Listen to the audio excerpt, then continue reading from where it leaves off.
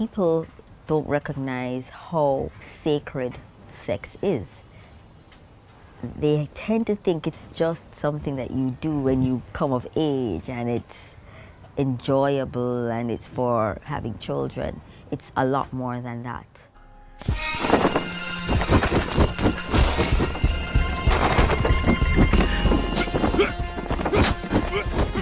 Sex. Sex is one of the most powerful emotions that you can get involved with. Now, I have often stated that I'm a bit of an expert on this subject.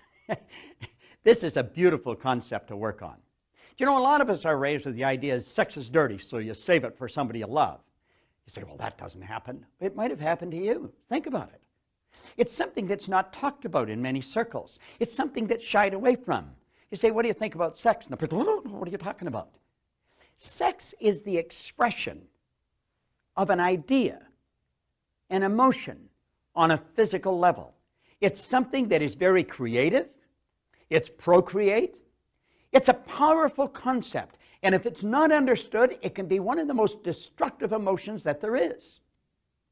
Of course, it isn't the sex that's destructive. It's the lack of understanding. It's ignorance that's destructive.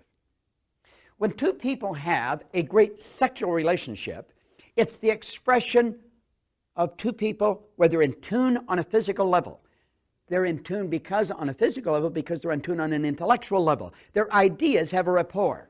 Their emotions have a rapport, and therefore the ideas and the emotions are expressed through the physical body, so they have a great physical relationship. It's something to think about. A lot of people don't have a great sexual relationship, and they should have, because it's a beautiful thing when it's understood.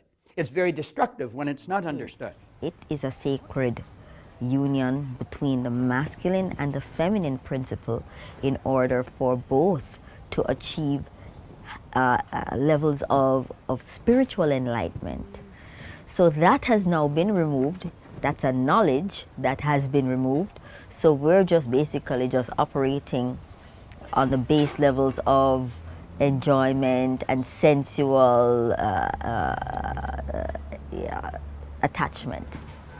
Now, when you have sexual intercourse with another person, there is an exchange that surpasses mental, emotional, and physical. That exchange is difficult to quantify, but consider this. If you are in my field, my physical proximity to me, you are going to now be in my auric or energy field, and I in yours. There is going to be a mixing of our energy fields.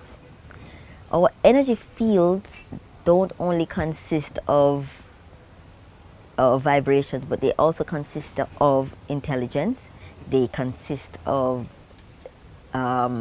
trauma. They consist of emotions, and they consist of karma. So when we mix with someone, we literally are taking on their energetic field. We're taking on their karmic. And when I say karmic, I'm talking about ancestral. I'm talking about lineage, thousands of years of energy. And I'm also talking about ancestral. I hesitate to say this, but I'm going to say it because it's a reality in the spiritual realm. There are ancestral curses that stay with people. They don't know that they're having them. You know, in Jamaica, we'll say, boy, that person's salt. No, it's because they have a lot of heavy karma from their family lineage. It can be cleansed if people are aware of it and then seek to have it addressed. So when you have sexual intercourse, you're having all of that. How do you undo it? That's difficult, because when there is intercourse, there's also a soul tie.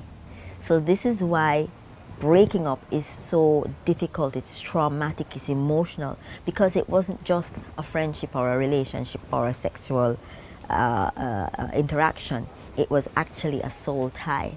And so it takes a bit of undoing. The recommendation, therefore, is that you minimize the number of partners just to preserve your energy field and to minimize the amount of clutter and debris of an emotional, spiritual, mental nature that you can be taking in. You know,